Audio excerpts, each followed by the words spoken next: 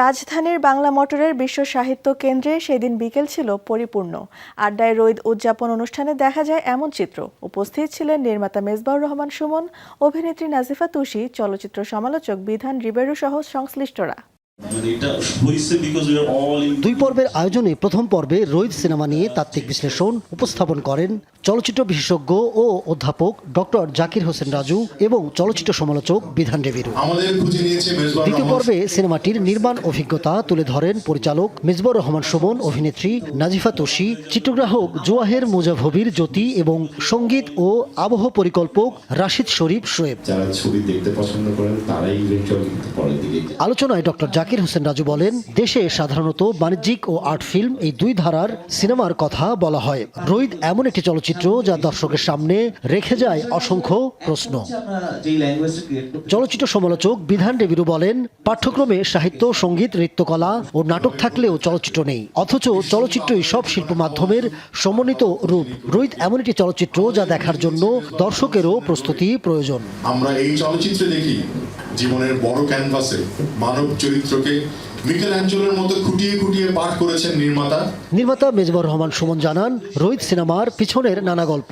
শুটিংয়ে তো আপনারা 5-7টা 10টা ব্যাংক দেখেছেন, কিন্তু ওই ব্যাংকটা ক্যামেরায় আসার জন্য আমাদের 50টা ছাপতে হয়েছে।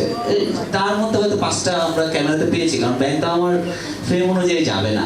আর পুরো সিকোয়েন্সের মানে ছোট্ট একটা অংশ হয়তো ছবিতে দেখতে পাচ্ছেন, কিন্তু এই সিনটা শুট করেছে তো অনেকক্ষণ ধরে। ওই সমস্ত প্রাণী জগৎ ডিল করতে আমাদের খুব একটা বেগ পাতে হয় নাই, কারণ হচ্ছে আমরা ততক্ষণে আমাদের টিমের প্রায় 5-6 জন তৈরি হয়ে গেছে যারা এগুলো ডিল করতে পারে, যে কিভাবে খরগোশটা ধরতে হবে, কিভাবে ব্যাংকটাকে ধরতে হবে, কিভাবে কি করতে হবে। আড্ডায় রোদ উদযাপন অনুষ্ঠানের পেছনের গল্প জানান অভিনেত্রী নাজিফা তুষি। যখন আমরা কোয়েশ্চেন অ্যান্সার শুনি তখন এমন প্রশ্ন কথা আসে, সেটা খুবই মনের মধ্যে গাঁথে যে আসলে কি এমন কিছু করেছি যেটা মানুষের মনে এরকমভাবে দাগ কাটে, বা তার খুশিটা মানে আরেকটা মানুষের জীবনে আমি অনুভূতির কারণ হতে পেরেছি, সেটা খুবই আনন্দের আসলে। সো রোদ তো একটা, আমরা বলেছি একটা এক্সপিরিয়েন্স। সো এই এক্সপিরিয়েন্সটা মানুষ যখন দেখে, তার মধ্যেও তাদের এক্সপিরিয়েন্সটা যখন রিলিজের পর আমরা শুনি বিভিন্ন আড্ডায় বা কথায়, সেটা খুবই আমার মনে দাগ কাটে এবং আমাকে তখন আরও শক্তি দেয় যে ঠিক আছে, তাহলে মনে হয় আমি যে কাজটা করছি তাহলে মনে ঠিক আছে যে আমার কাজ দিয়ে মানুষকে আমি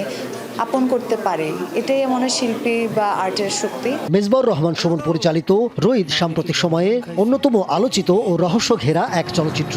গত ঈদুল আজহায় মুক্তির পর টানা 2 মাসের বেশি সময় দেশের বিভিন্ন প্রেক্ষাগৃহে প্রদর্শিত হয়েছে সিনেমাটি। বর্তমানে ইউরোপ, আমেরিকা ও অস্ট্রেলিয়ার বিভিন্ন শহরে প্রদর্শিত হচ্ছে রোদ।